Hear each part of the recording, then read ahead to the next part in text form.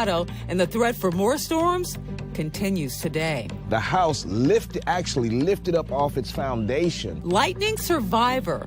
Hear from a woman who was struck by lightning and lived to talk about it. My legs were just gone. I felt like I couldn't move them. Dangerous rescue. A warning for climbers who are hiking in treacherous conditions. There's a lot of risk involved getting up to that portion of the mountain. Near capacity.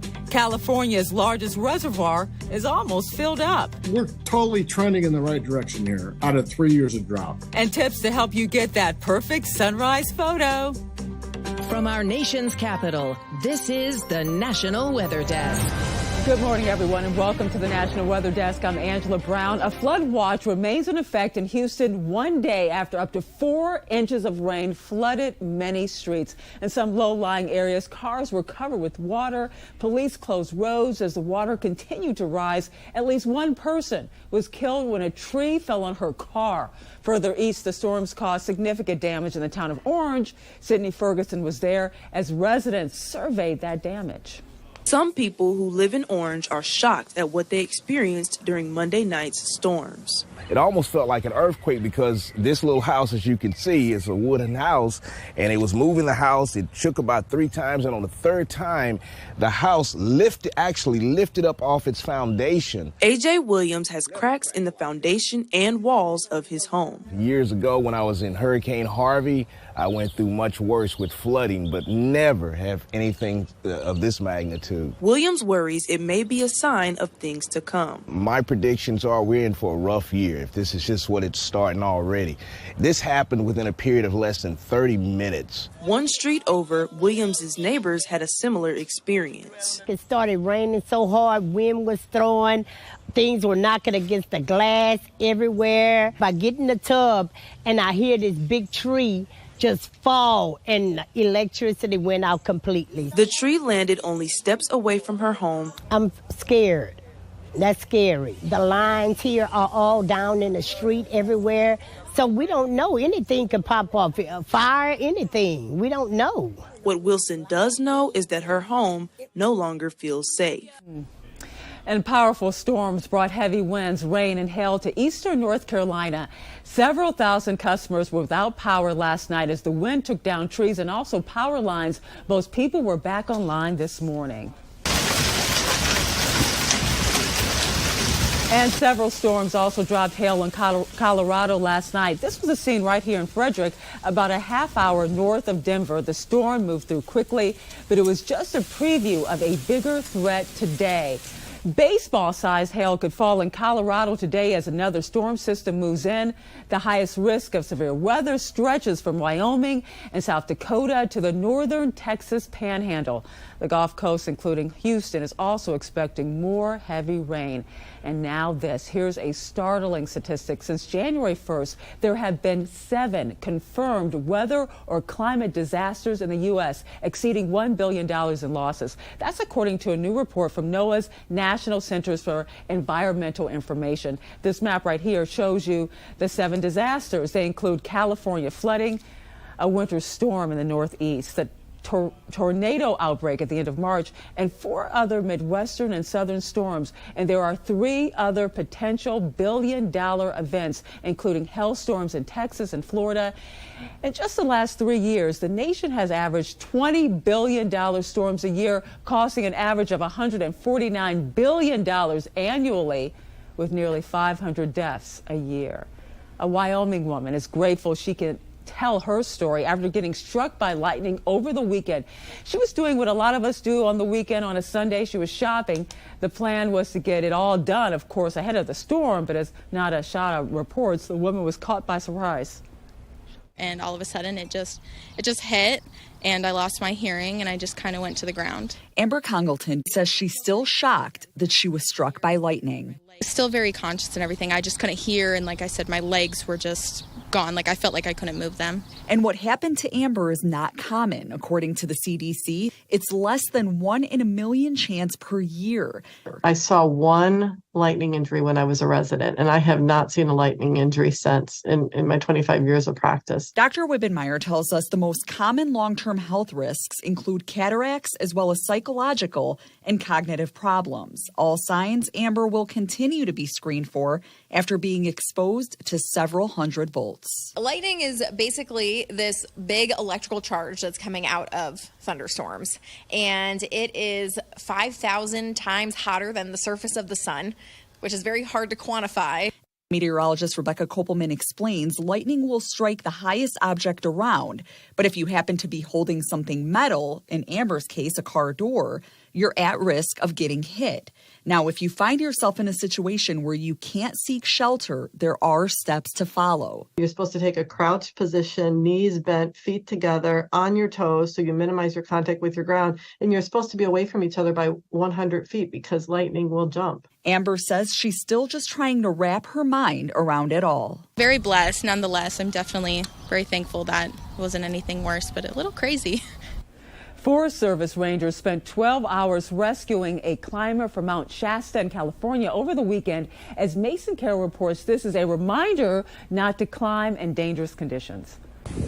Conditions on the mountain can get dangerous quickly, which is why Nick Myers, lead climbing ranger for the Forest Service on Mount Shasta, says it's frustrating when climbers ignore the forecast and risk everything for their climb. You know, a lot of the stuff we preach to climbers all the time, I feel like sometimes just goes in one ear and out the other. Myers was one of 4 who spent 12 hours climbing more than 11,000 feet, rescuing another climber from Mount Shasta on Saturday.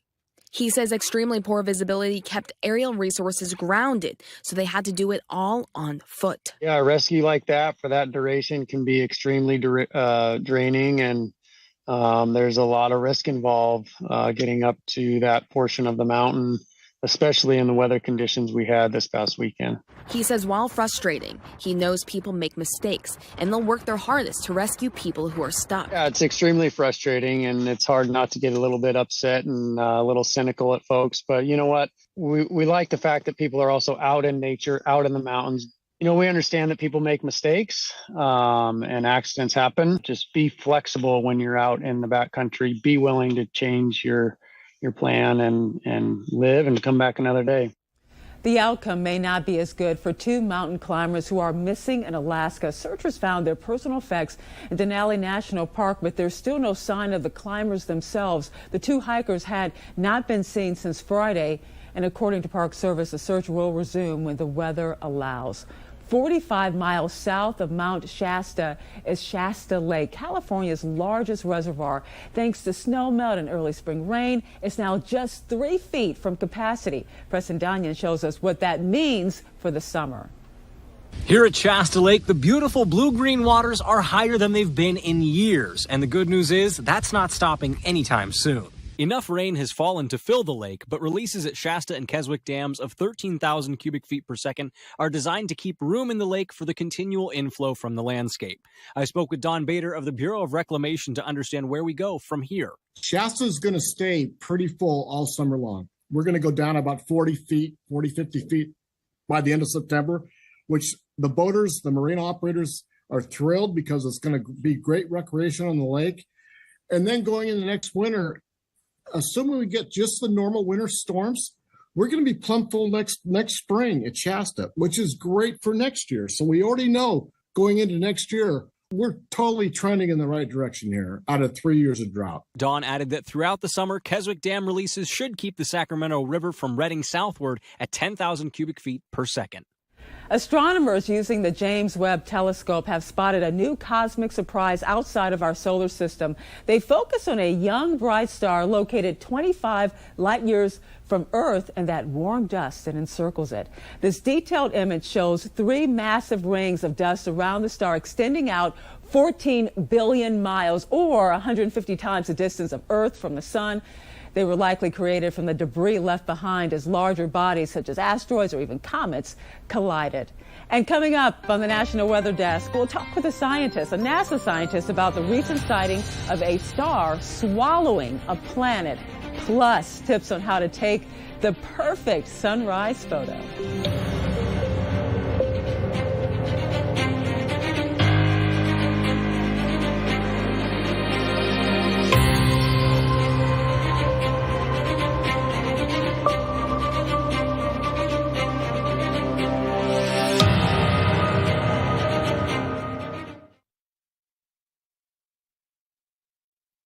I'm meteorologist Charlie Lopresti with Look at the Northeast. A great-looking stretch of weather is on tap in the Northeast. Afternoon temps should warm to around 70 for most areas today. It's a chilly start, though. Grab a light jacket heading out early in the day. But by afternoon, it's quite pleasant. Let's talk about the afternoon today, 1:30 or so. Look for a lot of sunshine. Notice the lack of clouds. We're near 70. If that's not warm enough for you, just wait until Thursday. Thursday still looks mostly sunny, and temps look summer-like with highs in the 70s to near 80. Enjoy. I'm meteorologist Jonathan Myers, and here's a look at the mid-Atlantic region as we work our way through 9 a.m. up and down the 95 corridor. Temperatures on the rise, back to the 60s to near 70 at noontime. A really nice dry day for Wednesday. High temperatures generally in the low and mid 70s area-wide. Going to be very comfortable as fair weather high pressure becomes our next big weather maker, and it looks like a warming trend up to and into the 80s over the next several days. That's the scene here. I'm meteorologist Vitas Reed. Here's a look at your southeast forecast highs for the day. We're seeing temperatures in the upper 70s around the Carolinas. 89 in Macon, 85 Mobile, 82 Pensacola. Down in Tampa, a hot one at 93 degrees, 88 in West Palm. Looking at sun and clouds to start the day off along the I-95 corridor back towards Atlanta. Looking at a little bit of sun and clouds. Unsettled weather moving into Louisiana as we go through the evening. Some thunderstorms over southern Georgia and central portions of Florida. Then we start to clear out a little bit overnight.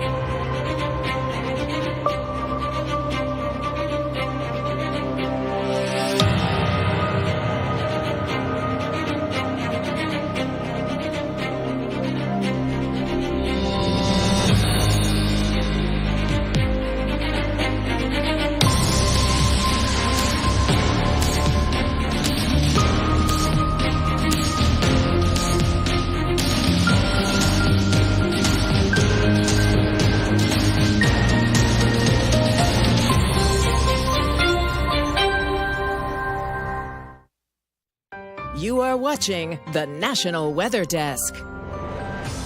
This past week, astronomers discovered something they knew was possible but had never seen before. A star about 12,000 light years away swallowed a nearby planet. Emily Gracie sat down with NASA's former chief scientist to find out what caused this and if it could happen in our solar system. The sun, as it changes in size to this larger red giant phase, would probably gobble up close planets. Now, we believe that that's occurred, but we haven't really observed it in nature. So indeed, just this last week, a star whose name is ZTF SLRN 2020, has gone through this unusually intense light that comes from it, comes to us in the optical area. And as they analyze it and try to figure out what's happening, they realize they might be observing the star changing its size and gobbling up a planet nearby it. Was it discovered via Webb? It wasn't discovered with Webb because the emission that brightened was in the optical area. So many telescopes, Hubble could see it. It was seen with ground-based telescopes, I believe. I didn't know this was possible. I didn't know we had to worry about our sun swallowing us. So tell me how this happens, what happened, and if it's going to happen in our solar system. We've always known that stars go through phases, all right? And one phase is it comes together, begins to burn hydrogen into helium on the interior. And then when the hydrogen is all gone and it only has helium, the star readjusts itself in size and puffs out and becomes what we call a red giant. We always knew our star would go through that. Astrophysicists, by looking at other stars like ours, know that we've got another 5 billion years before our sun goes through a red giant phase. So we won't end by our sun having a red giant phase.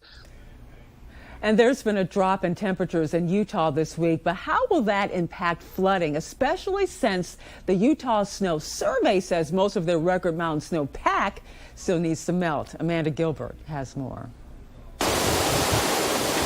Mandy Anders is keeping an eye on Little Cottonwood Creek. We kind of come every day and just look at the river, and we can tell that it's risen, especially over here with the spillway. As far as flooding concerns, I think it's in like the back of our minds, kind of. Helen Fontain's worried about what's to come. Considering that now it's just going to start warming up and all that snow that we still have is going to melt, yeah, I think that's going to be a little scary to have that much water run off. Jordan Clayton with the Utah Snow Survey says in most places, only about a fourth of the snow has melted from the mountains. But that still leaves about 75% of our snow up there. It's a lot. All of those sites have well over 100 inches of snow still on the ground today. And Clayton says a lot of the snow is very dense or just full of water. Like Tony Grove Lake, for example, 100 inches of snow depth, but it still has about 50 inches of water. So we're looking at a lot of water in that snowpack. So he says don't take the walls of sandbags around homes and creeks down.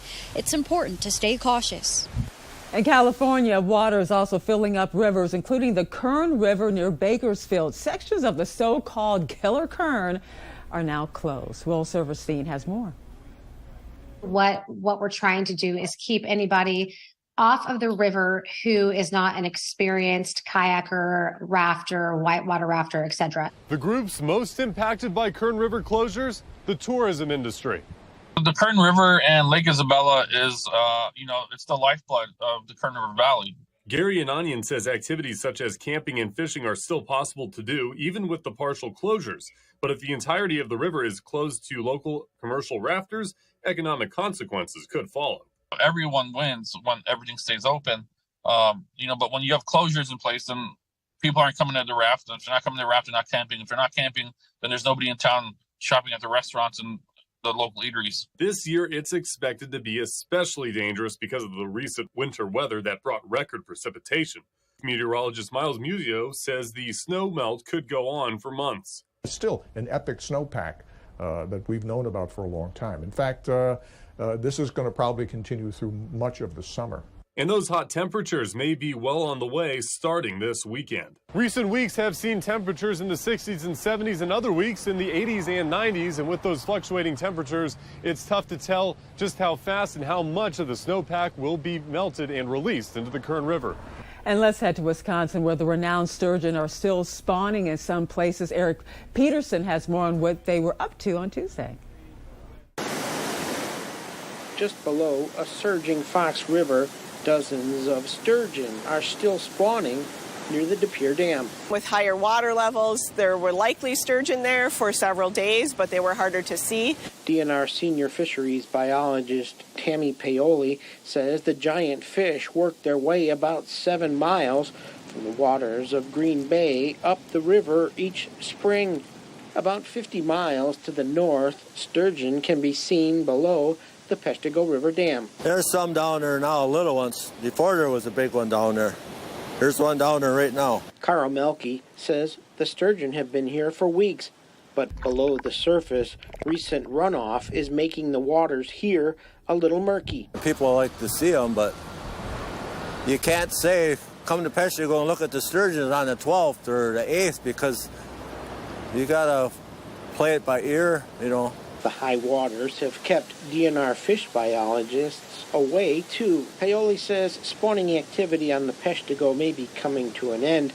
Meanwhile, fish spotted Tuesday afternoon in De Pere's Fox River were still going strong. And many of us crave that perfect sunrise photo. Meteorologist Christina Ernie has some tips on how to get the best photos during those early morning hours. When the sun comes up in the morning, you want to make sure that you get the best possible picture of a beautiful sunrise. But how can you ensure that you get the best possible Instagram-worthy picture? Let me bring you some 5 tips. Number 1, make sure you're outside and ready to go 45 minutes before that official sunrise, because sometimes the best pictures are captured when the sun is scattered between 20 and 30 minutes before the actual sunrise time. Number 2, set up a tripod. Number 3, do not leave on autofocus. When the sun is coming up, it's always changing, right? Which means the autofocus will be kind of dancing around. You want to make sure that you can control that focus. Number 4, A little bit of cloud cover actually helps with your pictures. It allows the light early on to be scattered. So if you try to target a day where we might be on the edge of a storm system, that would make for some really great colors. Number 5, you want to avoid trying to take pictures at sunrise or sunset when there's an abundance of clouds or haze or fog or low visibility. Even when there's higher humidity in the summertime months, you might not see as vibrant colors as you'd hope. And now let's head south. As in south of the equator in Australia, these kangaroos are clearly loving the sight of snow. The snow is falling thanks to a cold front sweeping through southeastern Australia. They live in a national park not far from the capital of Canberra. We'll be right back.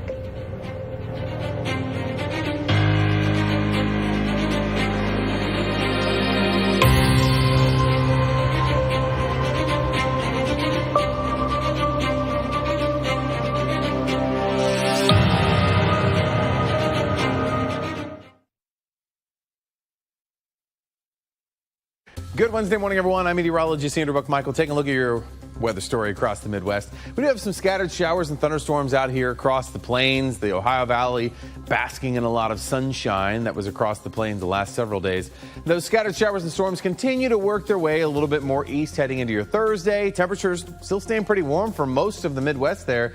And we continue to see that rain slowly creeping even farther east by the time that we get into your Friday, with temperatures still staying warm. Good Wednesday morning to you. I'm meteorologist Chris Suche. Look at our forecast today across the region, and we're starting off with some scattered showers and thunderstorms southeast and east Texas into Louisiana through the afternoon. A little bit more in the way of some warm sunshine in Texas and 74 Oklahoma City. A few thunderstorms possible east Texas, Louisiana into Arkansas around a swirling area of low pressure that could bring some locally heavy rainfall into Thursday's forecast around Little Rock. Otherwise, hot sunshine across Texas. Well, hi there and a good Wednesday morning to everybody. I'm meteorologist Shannon O'Donnell. Out west along the California coastline, we have typically cool temperatures thanks to the fog in the city by the bay, keeping the Golden Gate down to 59 and just low to mid 60s between LA and San Diego. But notice the heat starting to build up the I-5 corridor, 75 out of Portland today, a lot hotter by late this week. Meanwhile, this next weather maker, a big low over the Four Corners, going to trigger thunderstorms today. And that's the scene from here.